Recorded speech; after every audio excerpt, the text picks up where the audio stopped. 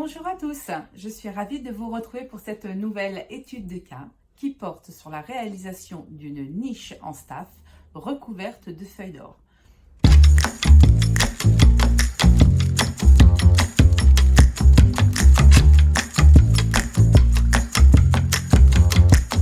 Donc c'est un projet que nous avons réalisé pour un appartement parisien de type haussmannien, mais dont l'architecture extérieure était de style art déco. Donc nous avions comme contrainte de réaliser dans ce qui était une ancienne chambre et qui allait devenir un salon télé, un endroit pour pouvoir embellir la pièce et mettre des œuvres d'art que le client possédait. Donc pour ce faire, nous avons commencé, nous, par proposer la dépose de placards intégrés qui se trouvaient dans cette pièce et qui étouffaient l'espace, et recréer un aménagement qui permettrait de mettre en valeur les œuvres d'art et surtout de donner une sensation de volume et de mise en valeur de ces objets. Le client nous avait demandé expressément d'utiliser sur ce mur un miroir familial d'architecture mauresque qu'il possédait. Donc, ce qui a été la base de notre travail. J'insiste dessus parce que c'est vraiment, quand on a des éléments comme ça forts, c'est vraiment des choses qui permettent, nous, de travailler plus sereinement et donc de diriger notre travail. Donc, grâce à ce miroir aux formes mauresques, nous avons tout de suite fait une esquisse avec Lumila de ce que nous pensions pouvoir proposer au client, de ce que nous imaginions. Voilà. Et donc, nous lui avons proposé d'incorporer ce miroir au sein d'une niche en staff que nous avons fait faire sur mesure. Et donc, du coup, tout de suite, le client a validé l'idée puisque cette niche reprenait parfaitement les formes initiales du miroir avec toutes les découpes, etc.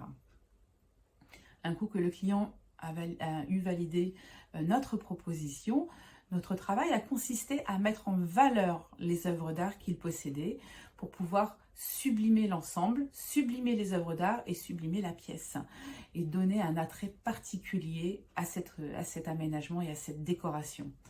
Alors pour ce faire, nous avons proposé deux choses.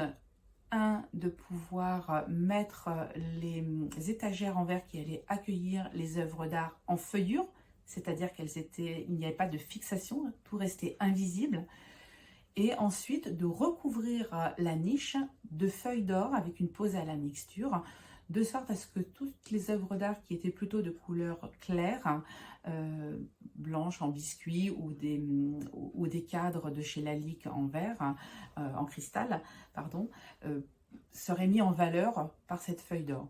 Il y avait aussi un buste avec un piédestal doré, donc il était vraiment, voilà, la liaison se faisait très très simplement.